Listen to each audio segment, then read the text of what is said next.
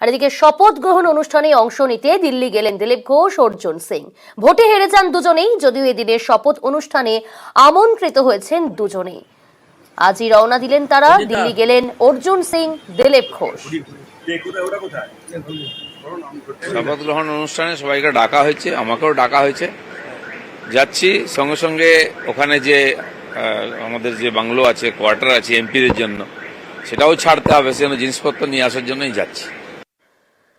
নতুন সরকারের ভবিষ্যৎ অনিশ্চিত। নতুন সরকারের থেকে কিছু আশা করে না তৃণমূল কংগ্রেস।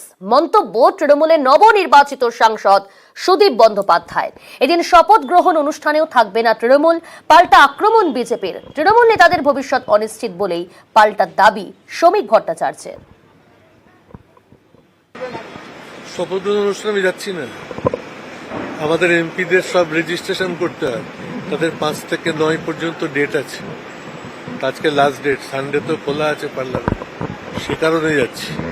কালকে আমাকে ফোন করেছিলেন Prahlad Joshi, parliamentary affairs minister, রাত্রিবেলা আসার জন্য, কিন্তু আমাদের দলই সিদ্ধান্ত নিয়েছে সেখানে যাওয়া হবে না। সেখানে কি করে যাব?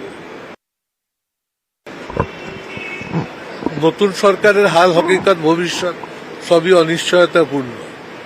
এরা দেশকে কতদিন অটুটভাবে সরকার উপহার দিতে পারবে তাই নিয়েই তো সন্দেহ প্রকাশ করেছেন খোদ আমাদের মুখ্যমন্ত্রী এবং দলনেত্রী।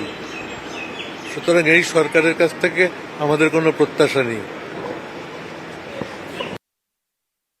পশ্চিমবঙ্গের মানুষ জানে গোটা তৃণমূল কংগ্রেস দল, গোটা দলের নেতারা, তথাকথিত মন্ত্রীরা এবং এ ধরনের সাংসদরা প্রত্যেকেরই ভবিষ্যৎ অনিশ্চিত। কি কবে, কোথায়, কখন, কিভাবে থাকবেন সেটা নিয়ে নিজেরাই আতঙ্কিত। গভীর রাতে এরাই বিজেপির নেতৃত্বের সঙ্গে যোগাযোগ করে। 350 বেশি আসন নিয়ে আস্থা ভোটে এই সরকার জয়ী হবে, পারলে তার বিরুদ্ধে ভোট দিয়ে অস্থিরতা তৈরি করে দেখান।